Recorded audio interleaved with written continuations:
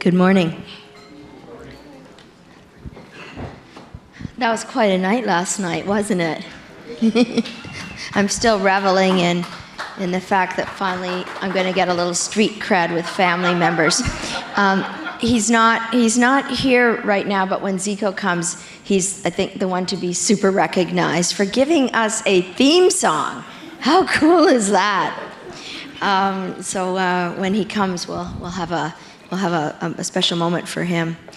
As Aaron mentioned, this session is really, I would say it has a twofold purpose, and the first one is to, Zico's here, come on up!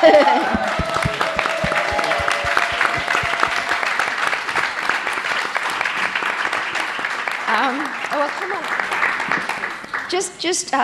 I was saying, well, good morning, Zico, and really just wanting to thank you on behalf of everybody here, this community, for giving us a beautiful theme song that we, right? Yeah, that we, well, first let's applaud Zico, then I'll say what I was going to say.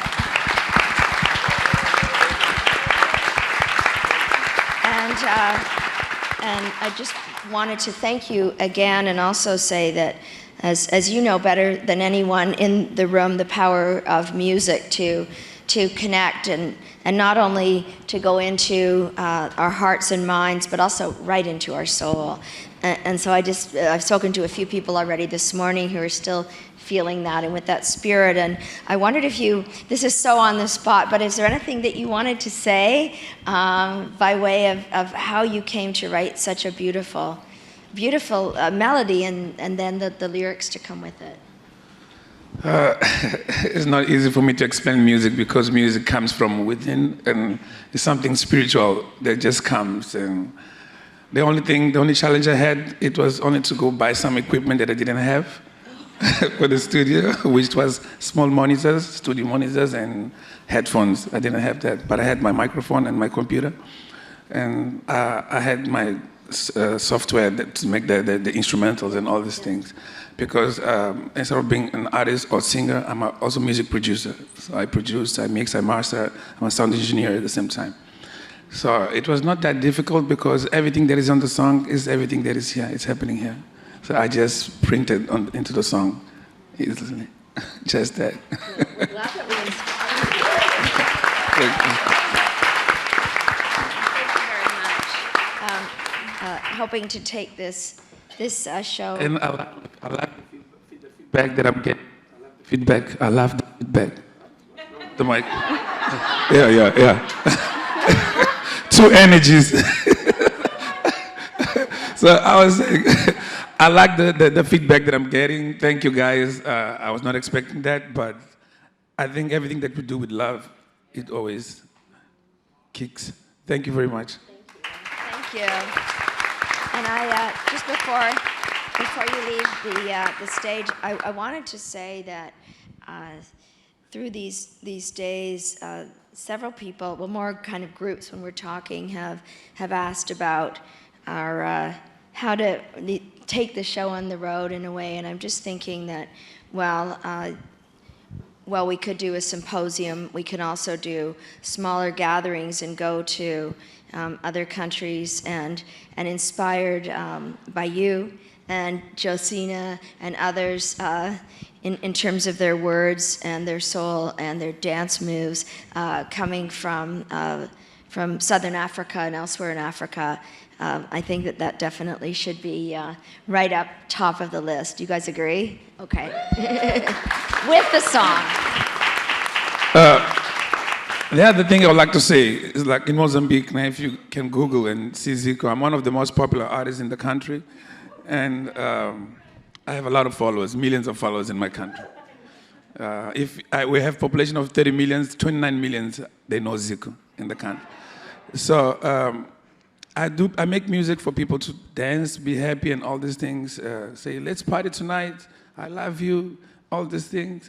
But I also find myself in a situation whereby I need to start using my music to address a positive message as well.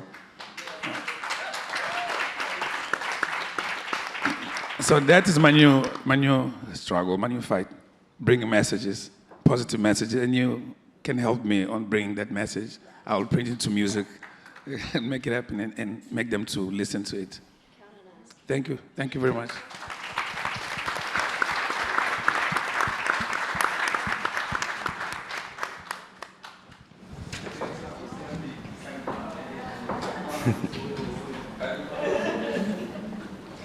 Okay.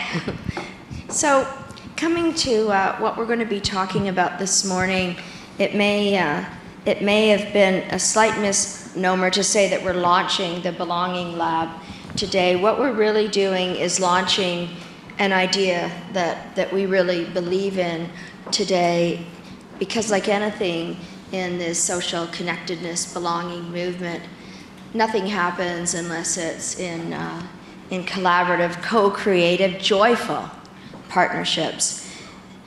For the past several years, like really all the good ideas that happen in the center, we've had the Social Connectedness Fellows Program, and many of you in the room have had the experience of not only being a Social Connectedness Fellow, but also hosting a Social Connectedness Fellow with your organization in partnership with SCSC. So as you know, our issue, our nexus centers around overcoming social isolation, building connectedness, and wrapping that with a circle that continually rounds itself called belonging. The next step in this is again, I should say happy to say not my idea, because it shows that what this is, I'm here holding a space with intention and love. But this was the idea of my colleague next to me, Mayumi Sato, of, well, we're doing all this, the research on belonging, and of course building on the social connectedness of fellows. What about having a belonging lab? And it was almost just like that. Mayumi had mono last year, and only Mayumi was way ahead of all of her schoolwork, advanced degree at Cambridge University, no less. And I said, well, I'd love you to develop this idea and bring this to the center. But when you're better, and I know you've got a lot of schoolwork and huge volume of work, and she was writing papers all the while, getting them published. So you let me know when you're ready. And she said, well, no, I've finished all my coursework for the year, months before, so let's start now. So how blessed are we? Yeah.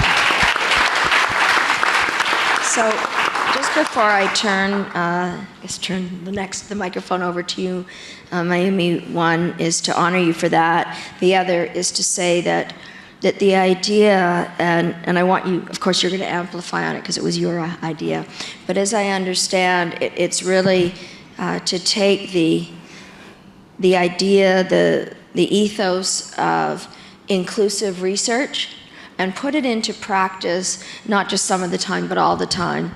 And actually, I think that is what you were a fellow yourself, and now senior researcher with the Center for Social Connectedness, to look at research, not only how it's done, which is the key here, inclusive, in an inclusive way.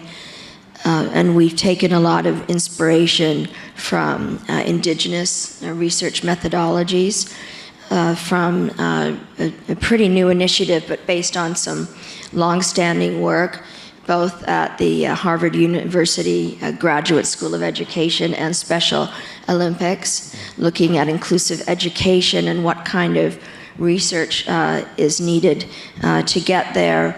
And really what a lot of you are already doing, Oxford Poverty and Human Development Initiative, OPHI, is based on the premise that if you want to understand someone's poverty, you look at it not only as multidimensional, but you also ask people who are experiencing poverty, you tell me about that. And just like the amazing 3 words on a T-shirt for Kuruka movement that Josina and Michelle told us about yesterday. I believe you. And I think that trust from the beginning is important. And also, we haven't really talked about this. I'll just share one more thing, and I don't know, I think you might agree, well, if you don't, speak up, is that we need to design research with imagination too. And the first place I go with that is that research is not something only for organizations to do for M&E, for the measurement and evaluation, and I don't think that it necessarily corrupts research to have people who are being studied not only designing that research but also owning it. I think it's really important. And yet there's a challenge, as you know, and your colleagues on the panel know very well, the challenge of not having biased research. But if we think that there's no chance for that to happen, then what we're really saying is that we stay in our silos, and I don't know how we can get to policy change and practice from there. Over to you, Mayumi. Thanks, Kim, from the introduction. So one of the interesting observations that I've made throughout the past few days is I think we all care about the same issues, but I think the approaches to achieving them are envisioned in multiple ways. I thought that it was interesting that in the first day, there was discussions around, do we work within the system, whereas other people felt like, why should I work in a system that's never valued my voice and my existence in that space? And I've been really privileged to also talk to a lot of the other SCSC fellows about, knowing when it's our time and our rightful place to be working in a movement versus, stepping back and letting the communities who are directly affected by these issues to be on the front lines. And they already are, but kind of giving them the space to kind of uplift their own narratives rather than being prescriptive, like you've kind of mentioned, is something we should avoid. And I think that shows that even within movements for social change, there can be tensions within it, and it's really about negotiating the interests of all of the communities in a way that's respectful. And like that respect being a principal tenet of SCSC, that's something that we're also hoping to continue on with the Belonging Lab as one that is built on respect, recognition, and reciprocity. And that really means that our lab wants to redefine what research is and who can really be considered a researcher, because I think 40, 50 years ago, most of the people on this panel wouldn't even be considered as a researcher or a knowledge producer or somebody who's really capable of standing and existing within the academy. And so our lab is kind of rethinking not only what kind of knowledge that's produced, but also how we produce the knowledge. And as Kim, you spoke about, really learning from indigenous and decolonial methodologies and methodologies of the Global South, because the academy is not perfect, and I think we can all agree for sure about that. We also believe in respecting diverse methods of meaning making, and that doesn't just mean the traditional methodologies that we've been taught in university and traditional research, quote unquote, but we recognize that everyone has a story to tell, everyone holds knowledge, everyone in this room is a knowledge holder, and that we are also all capable of becoming researchers as well. And lastly, we also believe in reciprocal relationships where the communities are also engaged in the process, the research process, and also the research outcomes to make sure that it's not just the Belonging Lab that's benefiting from the research produced, but there is some kind of actionable change that's happening from the bottom to the top. And actually, I shouldn't say bottom to the top, because I think one of the priorities is actually to flatten the power hierarchies. That was my mistake. But I do want to, there's a lot I could say about the lab in terms of what the aims are, which is to further discourses around belonging and social isolation, and to also integrate participatory methodologies. However, I know that we're limited on time, so I really want to give this space to our panelists, which is why we're all gathered here today. So I just want to welcome everyone here. So Aida, wave your hand. So she was a 2022 SCSC Fellow with Special Olympics International. We have Tuviere, who is a 2021 SCSC Fellow and a current researcher with data-driven EnviroLab. We have Xuewei, who is a research scientist with data-driven lab. And we also have Sam, a 2021 SCSC Fellow with OPHI. And today we're just going to explore discussions around the right to belong and how we can translate research agendas to practice and social change. So we're going to start with Tuviere and Xuewei. So both of you are working with data-driven EnviroLab, which is an interdisciplinary group working on solutions to environmental challenges based out of UNC Chapel Hill. So if you could just briefly introduce yourself in terms of what you do at the lab.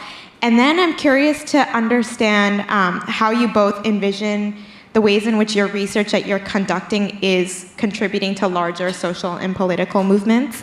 Like, how are you moving from this imagination stage to the action stage? So Tuviere, I'm going to start with you, and then Xuewei. Yeah, okay, I'm mic'd up. Yeah, I'm Tuviere, like Mayumi said, and I just finished my master's in epidemiology, so I mostly focus on health research, but I'm like an environmental epidemiologist, so how environmental factors affect like human health. When I think about how our research is impacting social movements and political movements, I think about the research I'm lucky enough to conduct with Data-Driven Lab, which is essentially looking at the water crisis in Flint and sort of seeing if we're seeing higher rates of substance abuse in the Flint, Michigan community. This is like kind of like a bigger issue as water becomes a more and more expensive commodity. We're living through an energy crisis. And it's like even more incredible to get to work with a community that looks like me. Like the Flint, Michigan community obviously looks Black. It's incredible that a Black researcher is getting to ask questions about people who look like her. And like hopefully, like as we're seeing more and more of water crises happening around the world, especially in the United States, which is like another incredible question, is that sometimes we think of the global South as having these like issues with water, and like right in like our backyards, we're also having these issues, but we don't want to talk about it because like what communities are being affected, right? Like it's not wealthy, it's not white community, it's Black communities, but those communities are dealing with like just as big questions as to like where they're going to get water. And like when crisis like that happens, like how are they dealing with the effects of that? And like coming back to like the sense of belonging, how do they feel like they belong in that community when their government officials have really failed them?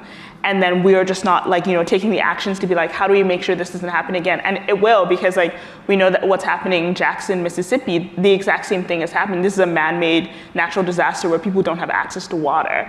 And we're still, trying to research out of Flint, which happened, in 2017. What happened? We don't even have the answers there, and it's already happening in Hawaii. It's already happening in Mississippi. Mississippi is also predominantly Black. So I think that to be the Belonging Lab, like you said, like look at this group of people who get to do, this would never have happened when I entered research. This is not what research looked like, right? It didn't look like Black women like conducting research in their own communities. So I think I'm just like really excited to be answering questions that I think will come up, like each, like more and more, especially here, but also in the global South, all over the world. Thanks so much. And Xuewei? Yeah, hi, I'm Wang. Can you hear me? Cool. I'm Xuewei from Data-Driven EnviroLab. I'm currently a data scientist at the lab.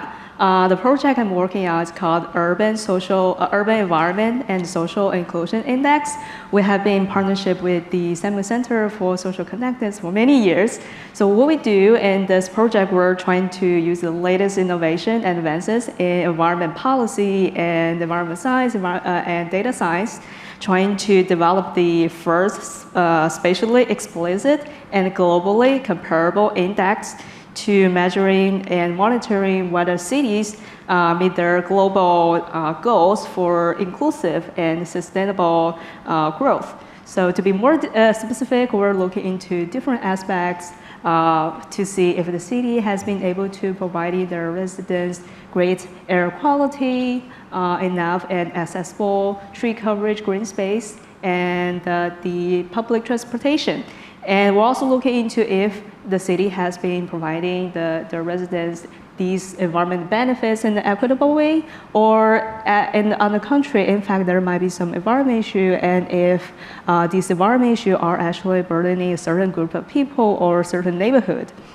So currently, our scope of study is globally, and now we having been working and adding about nearly 300 cities from all over the world. And most of the cities are coming from North America and Europe. And definitely there are a lot of cities we need to add into this big family. And in this July launch, we added another 80-ish city from Asia and from Global South.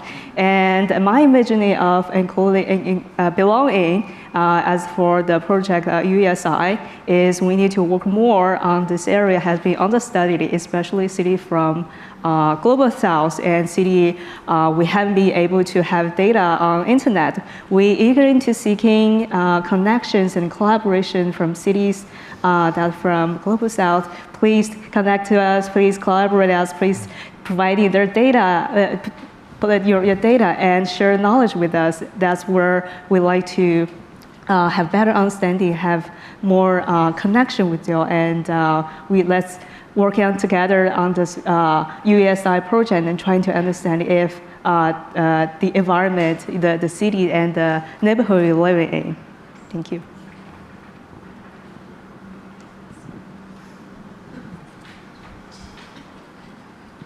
So thanks so much, Tuviere and Xuewei. It's really great to see, especially as like a social scientist, I really don't know anything about the quant world. Like I can't do R or any of that. So it's really great to see how you're able to work along the intersection of like quantitative research and also social inclusion, and how you're actually leveraging your skills to further human rights and the ability for everyone, your members of your community, to find belonging. So on day 2 yesterday, we spoke about the power of collaboration. And Aida and Sam, I think that really speaks to the kind of work that you both do. So I'm curious in understanding, what does it mean to conduct inclusive research? And in particular, how are you doing that in partnership and collaboration with organizations and like the communities with whom you work? And how can the research specifically help us bring out diverse voices and perspectives to the conversation? So Aida, I'm gonna start with you. If you can talk about your time at Special Olympics, and then we'll move to Sam and your experiences at OPHI.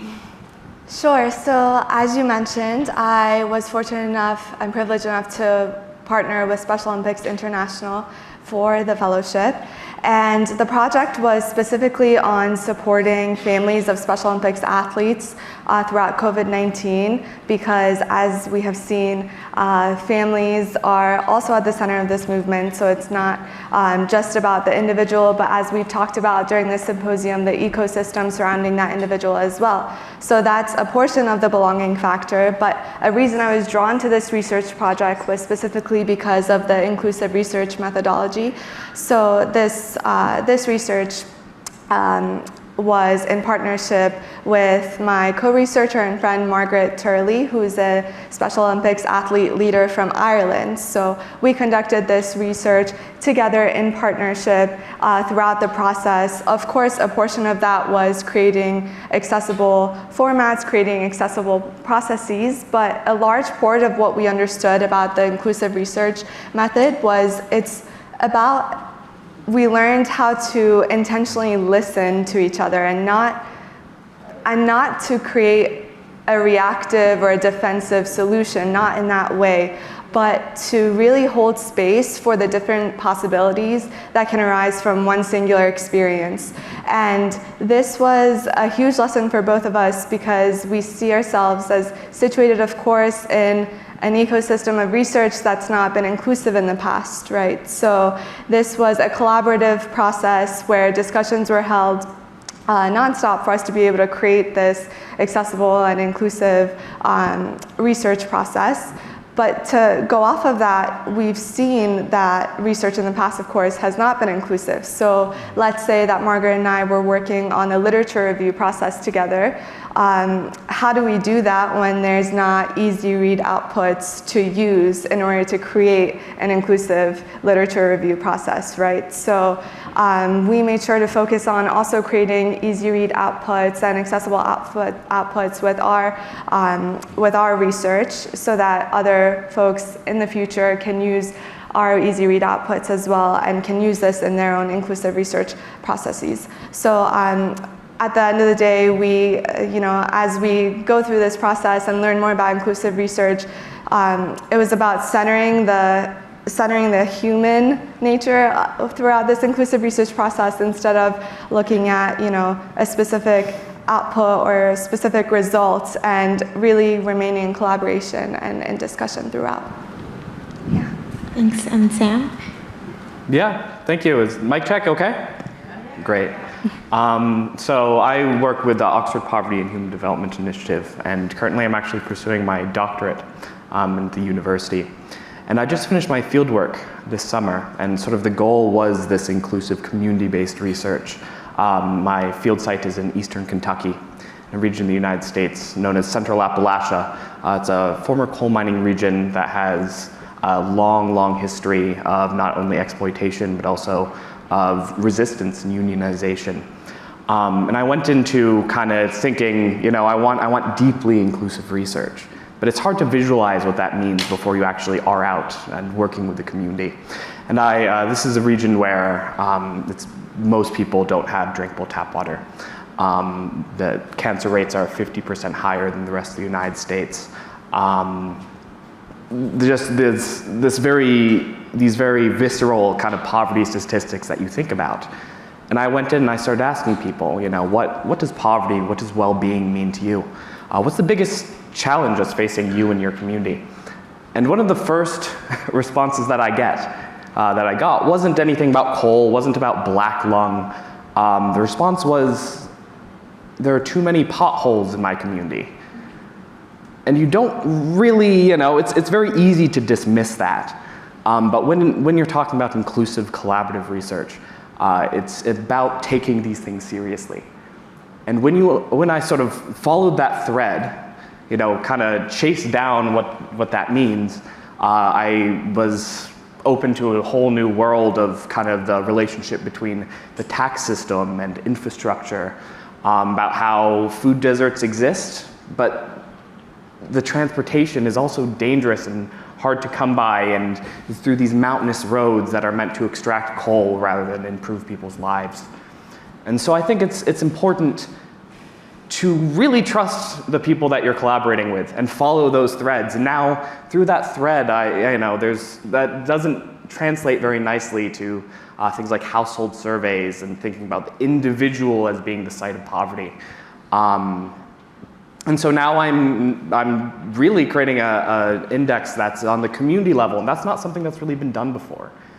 And so I think it's important to, allow the voices of the people that you're working with to challenge academic theory.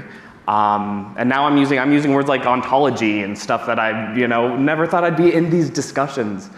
But it's all kind of came from people saying you have to look at the community level, you have to look at that.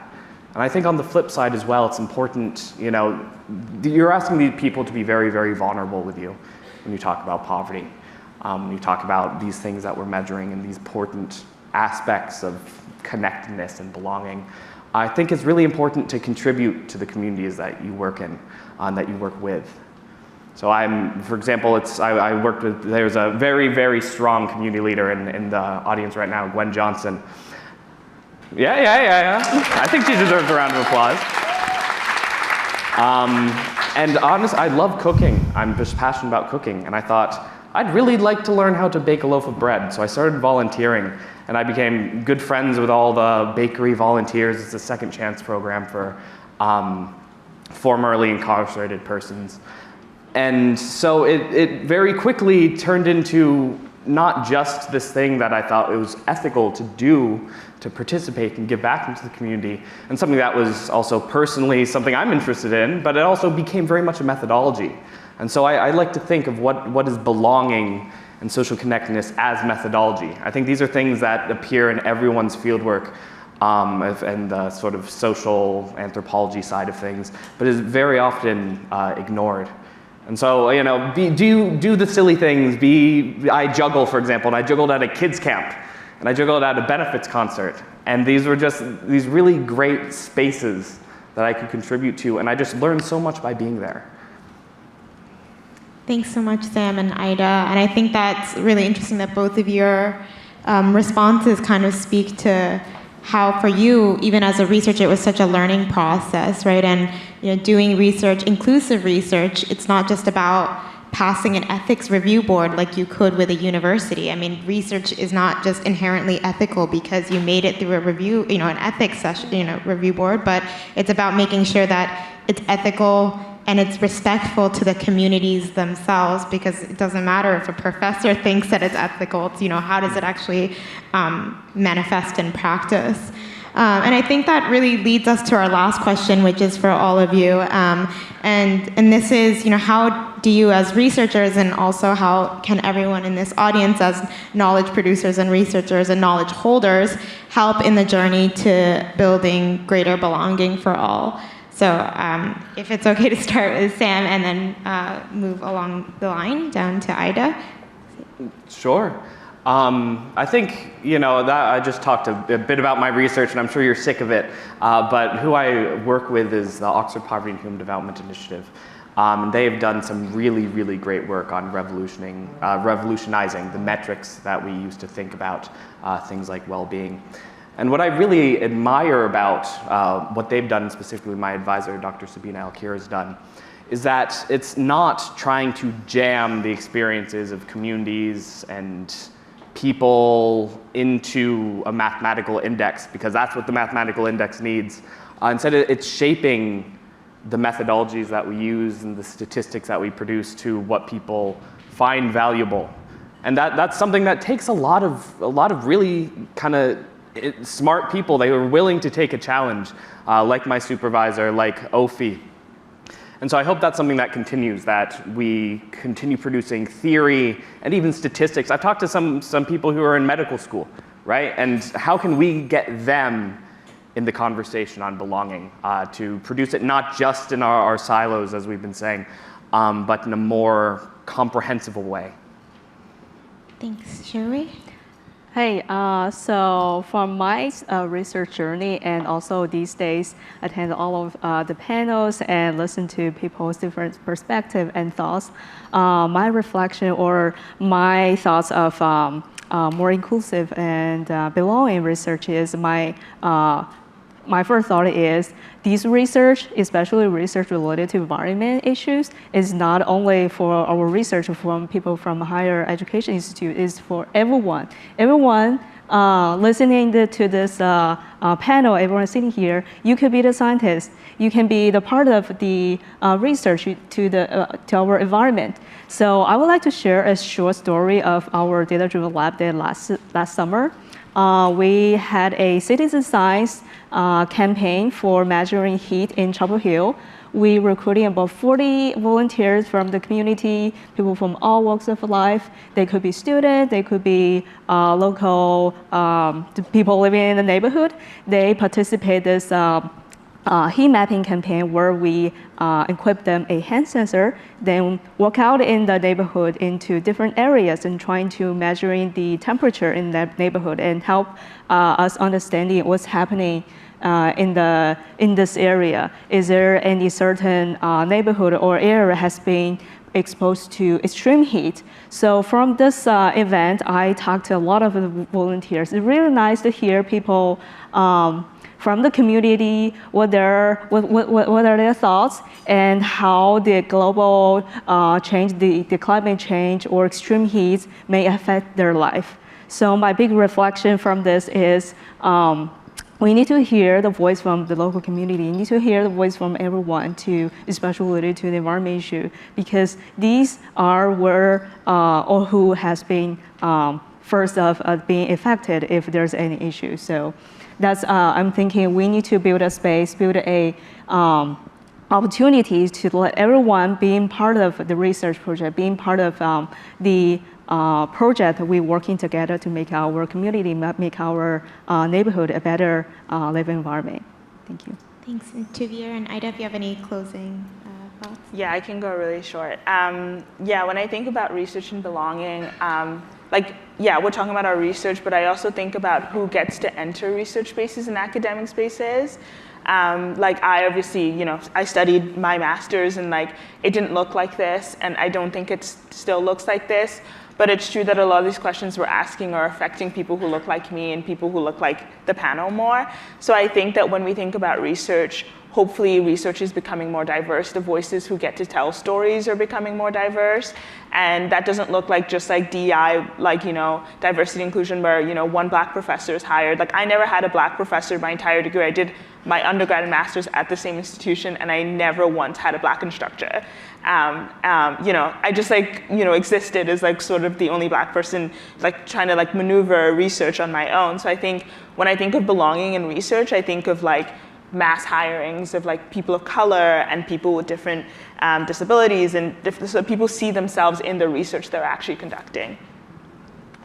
Mine is related to this. So in the inclusion movement, there's this move, I'm sure a lot of you know, from nothing about us without us to nothing without us. So it's not just about including people with disabilities, including people from different communities of concern in the research that's just about them, right? It's about including folks in every aspect of research. So it's not just, for example, doing research on disabilities where you need people with disabilities to contribute, right? It affects every aspect of research, so we need people to be included in those ways, and also to focus on intersectional research as well, right? So these are not in those separate silos here. All the things that we're discussing, they all are interconnected, and it's important for us to realize that, and it's important for us to move out of these silos and to work together, which it's been beautiful to work together in this symposium, and I look forward to taking that actually on the ground and into research as well in the future.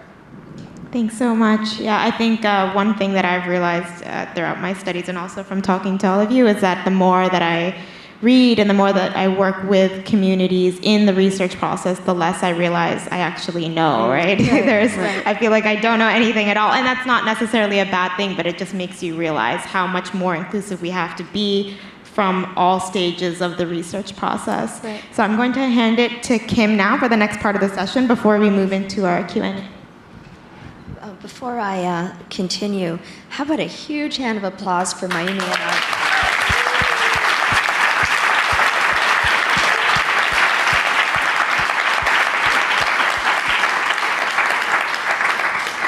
Before we move into Q&A, I would like to invite another colleague to the stage, Lillian Alatari. Come on up and, oh good, you have a mic. I was going to give you mine. And Lillian is this year's Senior Social Connectedness Fellow. And I met Lillian in a class that I guest spoke in last year. How I Met Sam the year before, and on multidimensional poverty at Oxford, and a bunch of us went out for coffee and talk, I guess, for hours later, and you and I really got speaking, and I thought this same way in the same class the year before, I thought there's something about Sam, this time there's something about Lillian, and in some way I would love her to join us. And Lillian, if I could ask you to give reflections on what you've just heard, and to share a bit about your field research, which is fascinating, and what your passion is, and then we'll go to Q&A.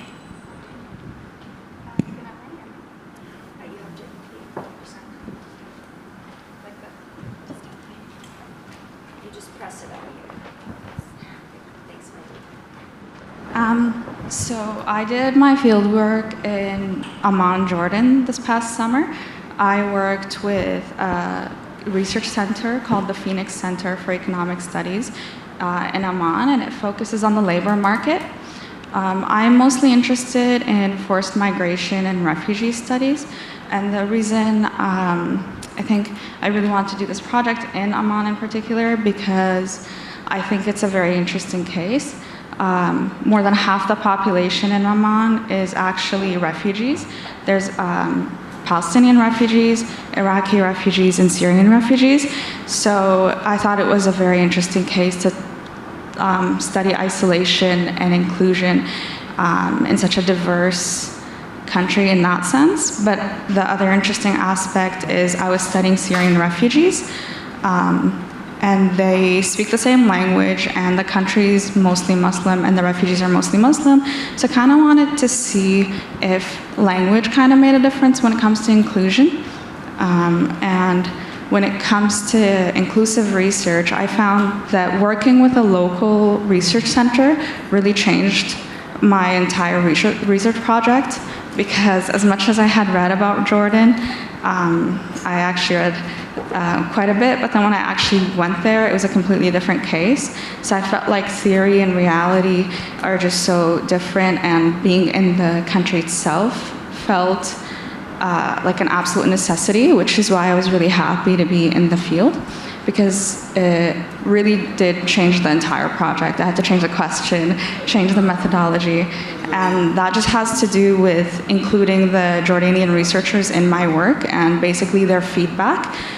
So inclusive research to me is basically being able to listen and kind of go through the dialogue, and as difficult it may be to kind of change the entire project, I thought it was super important to really just include it, include their perspective in terms of terminology and language. I also speak Arabic, but I didn't speak the local dialect, and that really colored my questions. And they were explaining to me how, like, even though it's the same language, it'll be understood differently, things like that. So that's why I think field research is super important, because you really just need to hear what they have to say and kind of work around that. And I also think including the participants is really important in my research. That also changed my question. Thank you very much, Lillian. I'm now going to turn back to Mayumi and ask her to moderate the Q&A, and then you'll bring the panel to a close. Yeah, so I think we'll have about 10 minutes for a Q&A. Yeah, I guess I'll turn the questions out to you. So if you feel like if you have any questions, and Priya's holding a microphone. I do see, yeah,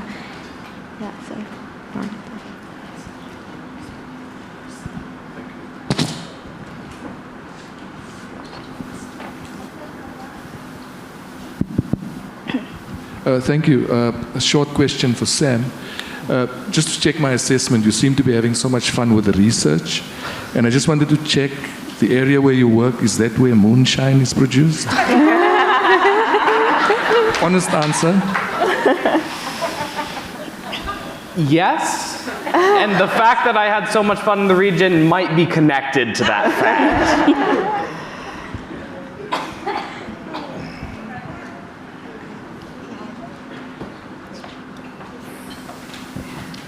Hi, thanks very much for a really fantastic panel. My name's Rachel from Sea Change Initiative.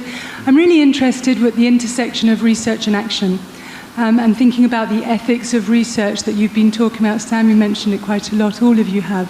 And I'm wondering how much you feel that it's okay to do research without actually giving something back to the community that's concrete while you're doing it. So the action part of it. Yes, I understand the participation in the research process, and that there should be benefits of the research for the community to understand, and they feel they own that outcome. But what about actual action to go with it? Just your thoughts on that, I'd really appreciate. I'm happy to contribute a couple thoughts. I think that we have to imagine the many ways that our research can actually lead to actionable outcomes in different levels, different ways, and different spaces. So a lot of my research is looking, quite frankly, about development in the region, and where how the top-down resources go to the community, or more often than not, don't go to the community. And so, it's very abstract thinking about measurement and its relationship to action. But if we can make measures that are guided by community input, and actually become the measures that we use to assess, is this money going where it's going, or is it going to maybe a politician interest or things like that. So I think it's important to, at least in my field of things, think about how numbers and data and research can be used as a form of tracking outcomes. And it's very easy to say, we're doing a lot of development work and we're putting a lot of resources into the region. It's much harder to demonstrate that it's actually impacting people's lives. And I'm hoping that's sort of where my research can talk to. But again, that's not the only mechanism by which research can lead to action. And sorry. Oh, yeah, okay, good. And then I'm going to ask, just to put you on a 2-second notice, I think, Rachel, it'd be great if you answered the question about what Sea Change is doing, because I think that's a beautiful example. So after, of course, other panelists to speak, but it'd be great if you could give us that insight too.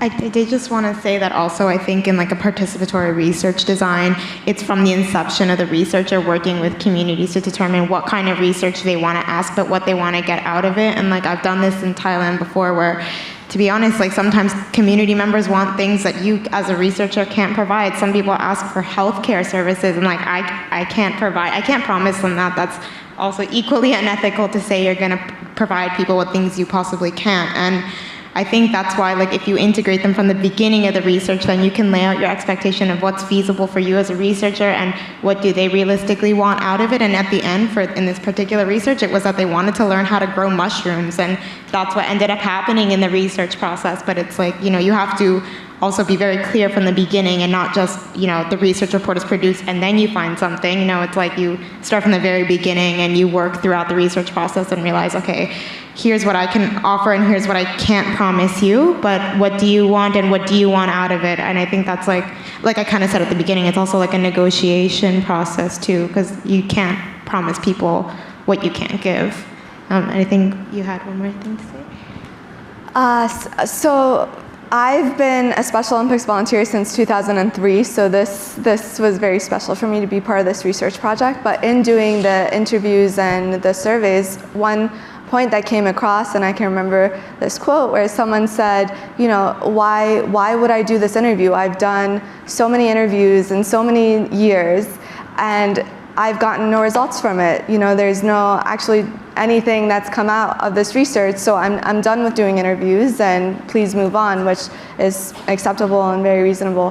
But I think a part of what I was hearing is that, yes, there's been so much research done, but the community itself hasn't actually been able to access this research or read this research even, and I think that goes back to creating these accessible research formats and being able to disseminate it. And going back to your point, Mayumi, if communities are actually involved since the beginning of the project, research isn't just creating the question and creating the research design and the surveys, it's at the end also communicating the conclusions. And if folks are participating from the beginning of the research process, then inherently the research process and the output will also be more accessible to the communities, not just in format, but also in communication as well. So I think that's a part of it.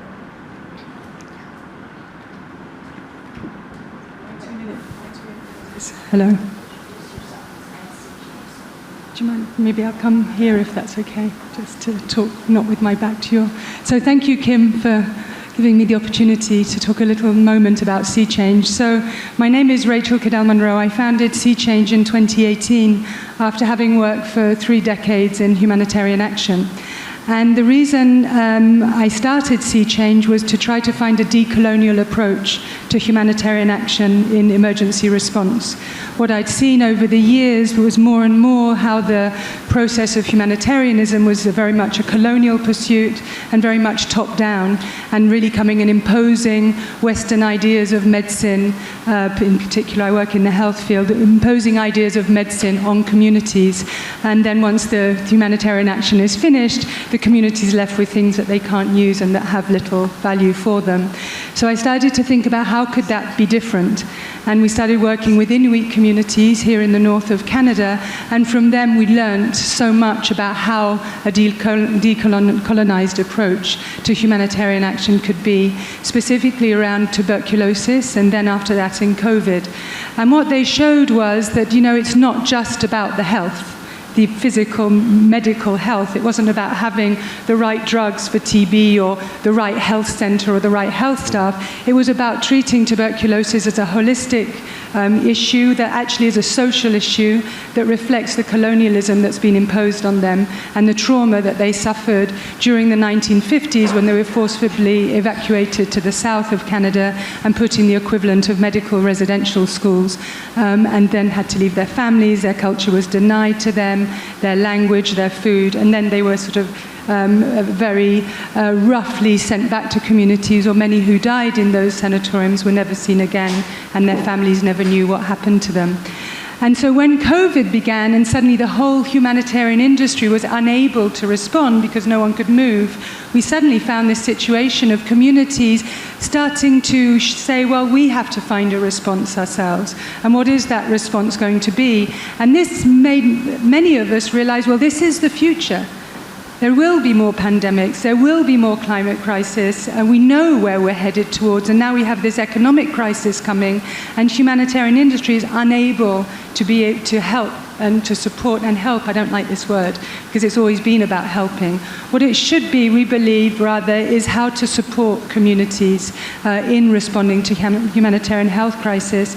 And one of the things I was interested in terms of the research, and why I asked the question I did, is because we're trying to find data to show that communities are actually better able, based on their strengths and their assets, to respond to the crises that are facing them. And our role as humanitarians should be to amplify those voices, amplify those locally based solutions, and support them.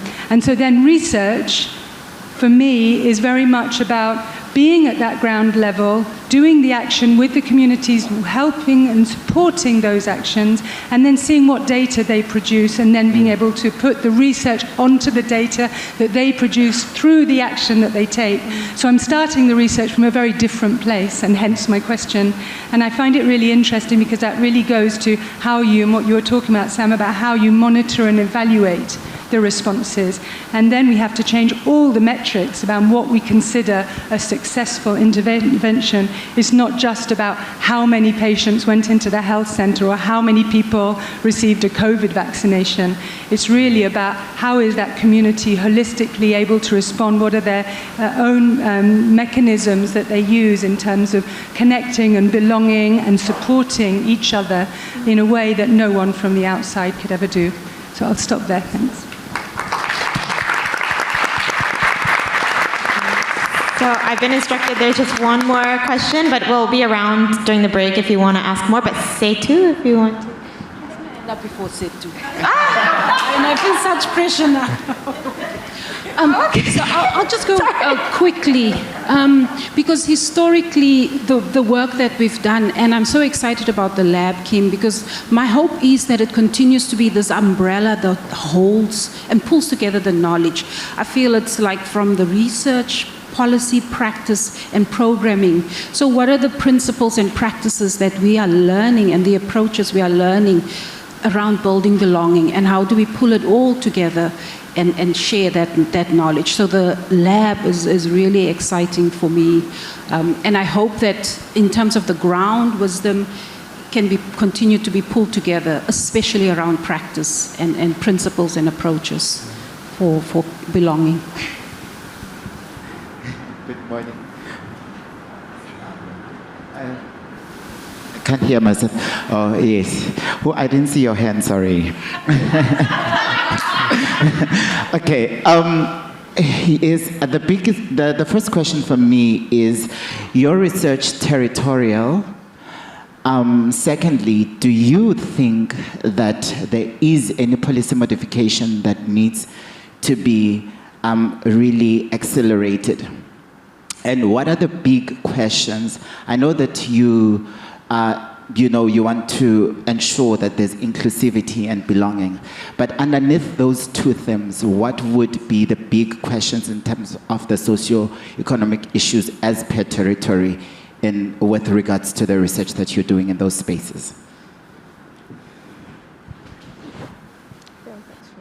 I mean, sorry, I can start a bit. I didn't catch the full question.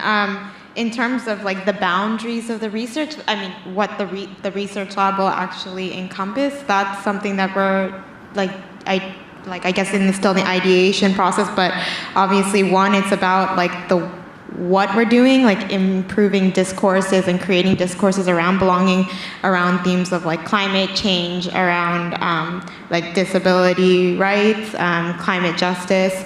I mean, sorry, I said that already, but also multidimensional poverty. So yeah, it is definitely several cross-cutting issues, but I think what really informs the specific projects under the research lab is because we're working with partner organizations, and I guess that's where, I mean, it's not necessarily that we, the researchers, are just choosing the projects. No, like one of the projects that we actually published in the Lancet is we are working with GAIO, Green Africa Youth Organization, and they are an organization that existed long before us. They've been working on period poverty and improving women's reproductive and sexual health and reducing the stigma around climate-induced period poverty. And that project was there before we even started the research. So it's not like we were there and created our own agenda. It's like we were in a conversation, they're saying, well, we really want to give more scholarly attention to this problem, and that's where our purpose was. It wasn't necessarily that we were kind of, asking to investigate and extract, because obviously that's kind of very much unethical. So I think in terms of the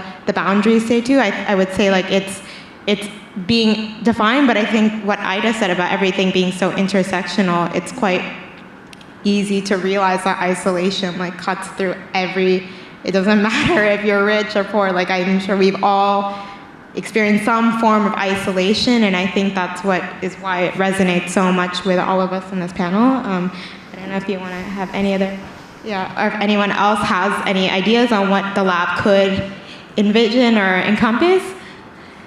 That's good. Yeah. Otherwise, I don't want to take too much more of your time. I will say thank you to all the participants. If we can give a round of applause.